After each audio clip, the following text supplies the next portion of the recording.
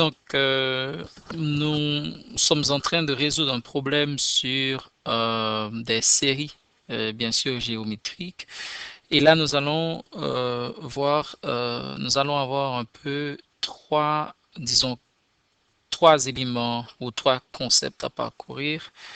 Le premier, dans cette question, il s'agit d'une balle qui tombe d'une hauteur de 10 pieds. Donc, on a bien illustré ce qui se passe à droite.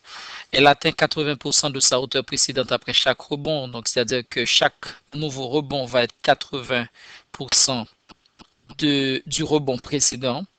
On veut savoir quelle hauteur la balle atteint-elle après le sixième rebond. Quelle est la distance verticale totale parcourue? N'oubliez pas là, il y a des montées et des descentes. Donc, des descentes et des montées. Ensuite, des descentes, etc. Donc, euh, pour chaque, vous avez des bons et des rebonds. C, si la balle continue de rebondir, quelle est la distance verticale totale qu'elle parcourt? Donc là, on est en face d'une série géométrique infinie. Quelle est la distance verticale totale qu'elle parcourt? Si la balle continue de rebondir, on ne sait pas combien de fois cette balle va rebondir. Bon. Alors, on y va tout de suite avec notre première partie du problème qu'on doit régler. C'est qu'on doit déterminer exactement quelle est la distance, quelle hauteur la balle atteint-elle après le sixième rebond. Donc là, on est dans un cas de série géométrique. Suite, excusez-moi. Suite géométrique. Avec la formule principale de Tn égale T1 Rn moins 1. Okay. Alors ici, pour trouver notre T1, on connaît déjà P, je dirais, de 0. Quand ça commence exactement, il n'y a pas encore de bon. Donc, on connaît le T au niveau 0, ça va donner 10. C'est de 10 pieds. On connaît la valeur de R qui est 4 cinquièmes ou 0,08. Et on veut savoir T6. Bon, T1 va être facile à déterminer parce que T1 c'est 80% de l'autre. Donc, c'est-à-dire que si notre T1 c'est P initial, je dirais, multiplié par 4 cinquièmes. Donc, vous aurez 40 sur 5 qui est égal à 8. Alors, on peut prendre ce 8 là pour avoir notre T6. Donc, T6 va être égal à 8 multiplié par 4 cinquièmes n-1, donc c'est 5, ce qui donne 2,62 pieds. Alors, voici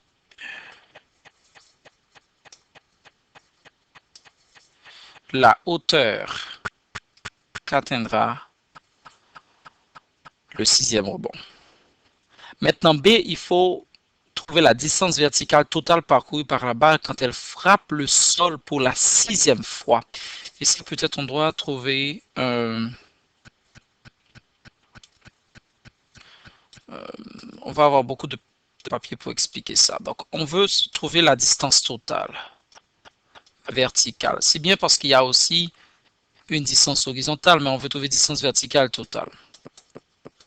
Alors là, n'oubliez pas, il y a des bons et des rebonds. Donc, il faut faire le total si on s'en va dans ce schéma. Ici, donc, il y a des bons et des rebonds. Alors, qu'est-ce qu'on peut voir? C'est que il va y avoir un rebondissement d'une certaine quantité, on dirait par exemple de 6. Ok, quantité de bonne sonde et de 5 ici. Bon. Alors, en fait, ce qu'il va y avoir, c'est que on doit déterminer ça et il y a plusieurs façons de le faire. Je vais vous donner plusieurs techniques.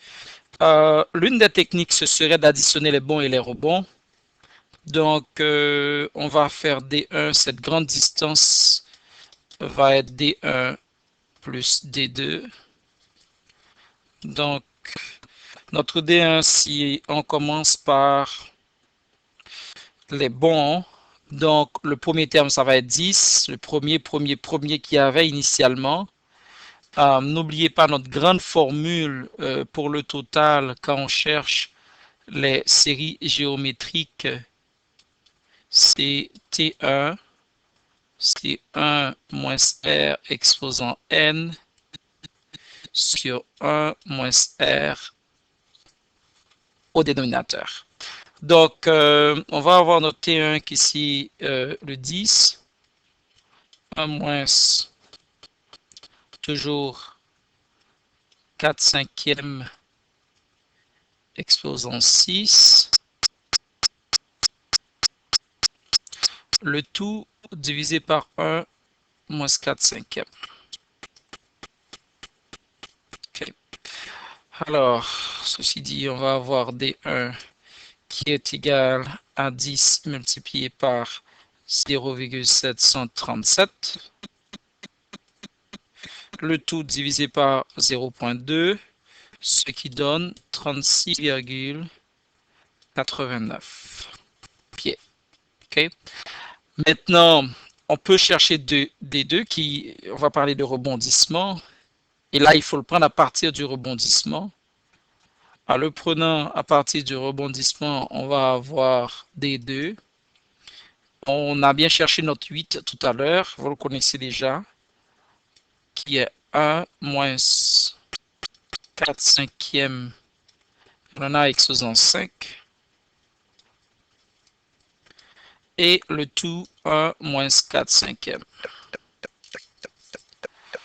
Donc, ce qui va nous donner, alors déplaçons notre barre ici et déplaçons aussi notre, ok, bon ça c'est collé. Donc, on va avoir comme résultat 8 multiplié par 0,6 172 millièmes sur 0,2. Donc, le résultat va être 26,89. Et là, qu'est-ce qu'on peut faire? C'est d'additionner les deux, bondissement et rebondissement. En additionnant les deux, donc D1 plus D2, 36,89 plus 26,89, on a 63,78 pieds. Okay. Bon, alors ça c'est la distance totale. Ça c'est la première façon de le déterminer. Donc cette méthode, on va l'appeler 1. Okay.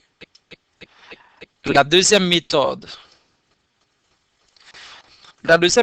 serait par exemple de multiplier tous les bons par 2, parce que vous savez qu'ils le font 2 fois. Si vous regardez le schéma, vous allez voir que chaque bon est fait 2 fois, sauf pour le premier. Alors, ce qu'on peut faire, c'est que pour le... Si on utilise des 1 pour trouver ce total-là, le total serait égal à 2 fois D1.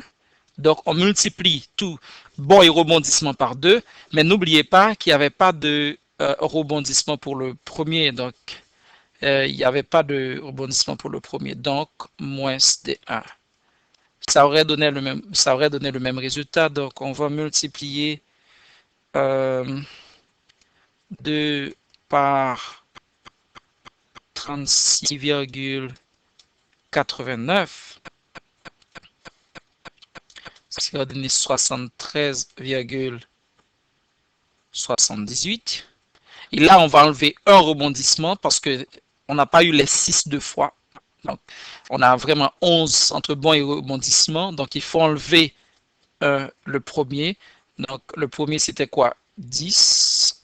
Donc, moins 10, ça donne 63,78 pieds. OK. Et troisièmement, on peut le faire aussi avec D2. Et façon ça. On peut le faire avec D2. Donc le total en utilisant D2 serait de faire D2 deux fois et d'ajouter le premier qui n'avait pas le 2. Donc on ferait, on multiplie tous les bons par 2 et on ajoute le premier.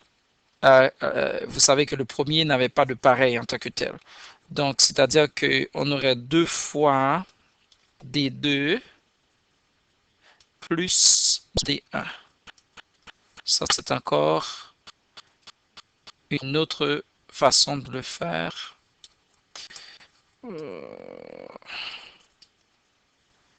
Donc, ce qui va donner D2 est égal à 26,89.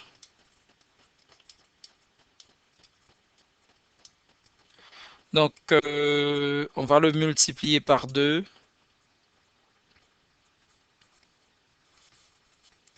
C'est-à-dire 53,78, auquel on ajoute 10.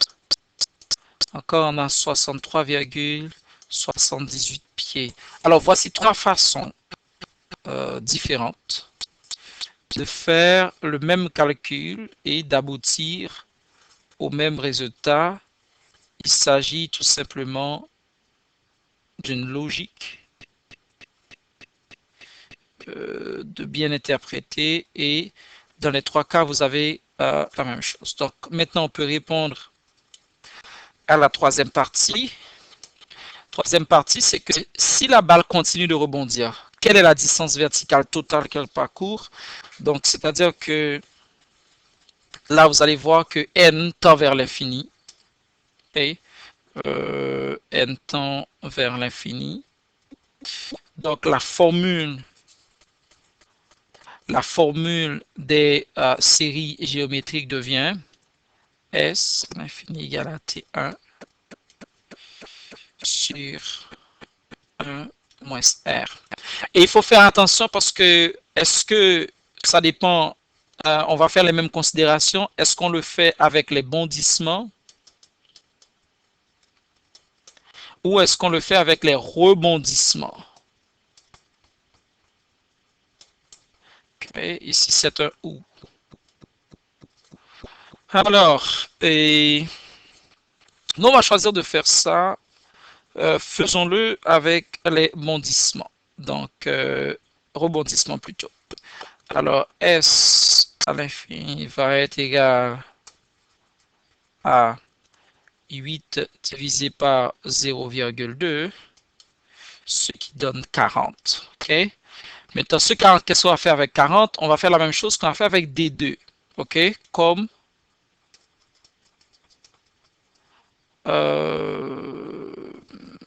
on va le traiter comme D2. Même traitement que D2.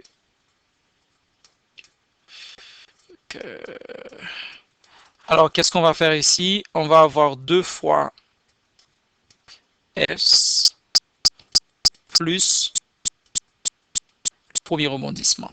Donc, ce qui donne 2 fois 40 plus 10 est égal à 90 pieds.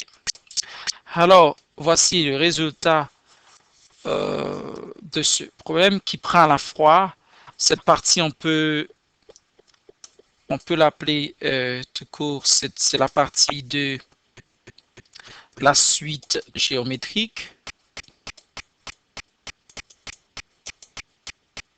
avec la fameuse somme Tn est égale à T1 Rn-1. Dans la deuxième partie, c'était la somme.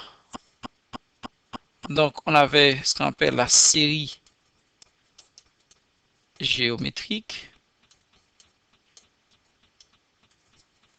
Et dans la troisième partie, on avait ce qu'on appelle série géométrique